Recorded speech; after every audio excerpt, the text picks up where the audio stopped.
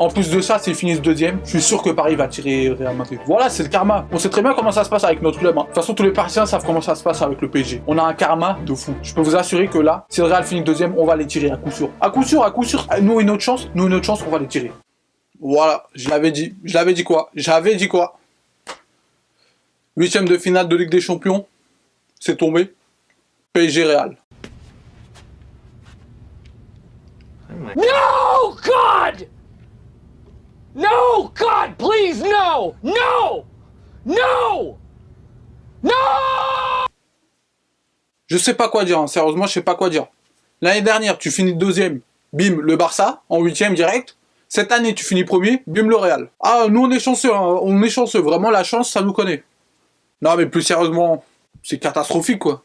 La chance, vraiment, c'est zéro, là. Reprenez tous les tirages depuis le PSG sous l'ère QSI, c'est-à-dire depuis 5-6 ans. Bon, déjà, ça faisait 5 ans que c'était que Barça ou Chelsea. Je veux dire, les PSG-Chelsea, là, c'était limite des matchs de championnat, quoi. On avait chaque année, gros. Et là, cette année, on n'a pas eu Chelsea, on n'a pas eu le Barça. Bah, on nous met le Real, hein, bah, pourquoi pas. Bah, allez-y, hein, roue libre, hein, faites ce que vous voulez, hein. L'année prochaine, vous voulez nous mettre quoi? Les Galactic Football, allez-y, mettez-nous les Galactic Football en 8e. Bah, je sais pas, moi. Chaque année, c'est encore plus fort. Et le pire dans tout ça, c'est que nous, on finit premier, on tire le Real. Et le Bayern qui finit deuxième, Beşiktaş. Pourquoi ils ont été corrompus? Putain! Éducation de merde! Aucun honneur! Aucune dignité, rien! Non, mais c'est-à-dire que si c'est pas fait exprès, c'est trop beau pour être vrai. Je veux dire, comment c'est possible d'être autant trollé, quoi? C'est bien la peine de finir premier de ton groupe. Tu finis premier, tu tires le Real, tu finis deuxième, tu tires Beşiktaş. Où est la logique, quoi, tu vois? Où est la logique? Tout simplement. Après, en ce qui concerne les bons et les mauvais tirages, on va pas pleurer, etc.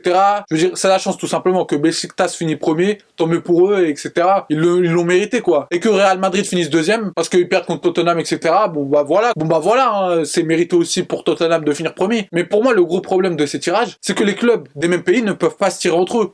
Et c'est ce qui fausse tout simplement. Parce que là, t'as 5 clubs anglais, ils peuvent pas se jouer entre eux. Bon, il y en a 4 qui ont fini dans le chapeau 1, du coup, c'est normal qu'ils puissent pas se jouer entre eux, tu vois. Mais bon, Chelsea ne pouvait pas rencontrer 4 clubs anglais du chapeau 1, plus le club qu'ils avaient affronté, c'est-à-dire la Roma. Du coup, tu te retrouves avec soit Beşiktaş, soit Paris, soit Barcelone, je crois, un truc comme ça. Mais bref, c'est-à-dire que il y a même plus de tirage avant les tirages. Je veux dire, à partir du moment où Chelsea ne peut pas affronter 5 équipes sur 8 du chapeau 1, je veux dire, il n'y a même pas besoin de faire des tirages. Donc déjà, c'est stupide cette règle. L'année prochaine, elle va être supprimée, et tant mieux. Bon, maintenant, on va parler un peu de ce qui nous intéresse, quoi, tu vois. Plus sérieusement, quoi, PSG Real, tout simplement. Hein. Alors franchement, c'est une malchance, c'est un mauvais tirage, etc. C'est vrai, c'est indéniable, c'est le pire tirage possible. Mais d'un côté, au moins, c'est un beau match. Tout simplement, c'est une belle affiche. Au moins ça. C'est-à-dire que oui, je suis fan du PSG, mais je suis aussi et surtout fan de foot. Et un PSG Real, avec des Neymar et des Mbappé d'un côté, des Cristiano, Benzema, Isco, les Kroos, etc. de l'autre, ça se refuse pas. C'est un match de folie, en termes de stars, de niveau, etc.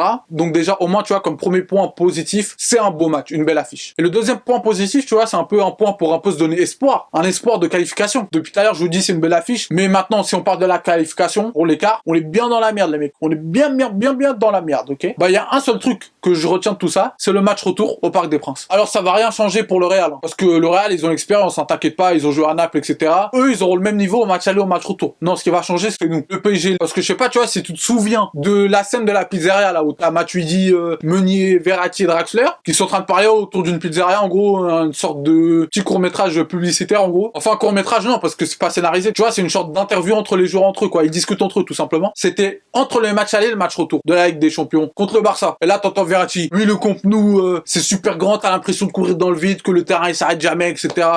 Non mais sérieux, quoi, sérieux, Verratti, je te kiffe, mais sérieux, ferme-la. Et après, t'as Draxler qui dit que quand il était à Wolfsburg, en gros, et qu'ils ont joué le Real, oui, on a eu peur, etc., mais non. Et après, le pire, c'est Verratti quand il demande si on perd 5-1 contre le Barça, donc, est-ce que vous êtes content? Et Matuidi et Draxler disent oui. Ils ont dit oui. Te prendre 5-1, mais te qualifier, ils sont contents, les mecs. Qu'est-ce que tu veux que je te dise? À un moment donné, tu peux plus rien faire. Tu peux rien faire, toi. Tu peux juste constater les dégâts. On a constaté les dégâts. On les a vus, les dégâts. C'était des beaux débris. Hein. Ouais, c'était assez, je veux dire, c'était assez ténébreux. C'était assez des ruines, tout simplement. Non mais sérieusement, quand t'es un joueur professionnel, tu peux pas dire des trucs comme ça. La première fois que j'ai vu l'interview, honnêtement, j'étais C'est la merde. noir. Mais après m'être pris 6-1 et quand j'ai revu la vidéo, là j'ai compris. Là j'ai compris que c'était pas pour rigoler, que vraiment ils ont eu peur les mecs. Et donc c'est pour ça que je dis que là, heureusement que le match retour, il est pas au Bernabeu. Parce que comme je vous l'ai dit déjà qu'on est bien dans la merde, si le match retour il était au Bernabeu, salut. Tout simplement, salut. Au revoir la Ligue des Champions. Rendez-vous en 2018. Peut-être que d'ici là, on aura un bon arrière-gauche, un bon gardien et un bon numéro 6, plus jeune. Mais en attendant, au revoir la Ligue des Champions. Voilà. Au revoir. On dit coucou, on dit au revoir. Allez, saluez. Saluez les joueurs. Allez, saluez. Au revoir la Champions League. Au revoir. Au revoir, on se retrouve l'année prochaine. Mais bon, là au moins, le motif d'espoir, c'est le match retour à la casa. Donc l'objectif, c'est tout simplement au match aller, de pas prendre une rousse, tout simplement. Soit de faire match nul, soit au pire de perdre à un but d'écart, soit au mieux, on sait jamais, de gagner, quoi, tout simplement.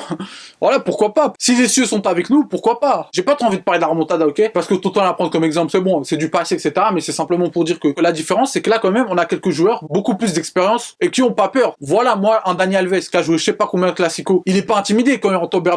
Un Neymar, pareil, il a beau avoir 25 ans, vu toute la pression qu'il subit avec l'équipe du Brésil, la Coupe du Monde, et même quand il a joué au Barcelone, il a joué plusieurs classicos, il sera pas intimidé en rentrant dans le stade du Real Madrid. Et si Mota joue, encore pire, tu vois, Mota lui aussi, il a l'habitude, quoi, Mota, il aura pas peur. Donc je pense qu'au niveau caractère, c'est pas ce qui va faire le plus mal. Non, là où on va vraiment avoir mal, c'est tout simplement niveau foot sur le terrain. Parce que là, on parle, mais bon, quand tu vois notre milieu actuel, hein, c'est-à-dire Draxler, Rabiot, Verratti, sans Mota, hein, et le milieu adverse, Toni Kroos, Casemiro, Modric, Seigneur, aidez-nous, sauvez-nous du mal. Parce que là, on est dans la merde. On est dans la merde, là. Va les presser, je veux dire. Va récupérer des ballons, va jouer des duels contre eux. Bonne chance, hein, bonne chance. Mais rien qu'imaginer Modric contre Draxler, bah j'en pleure.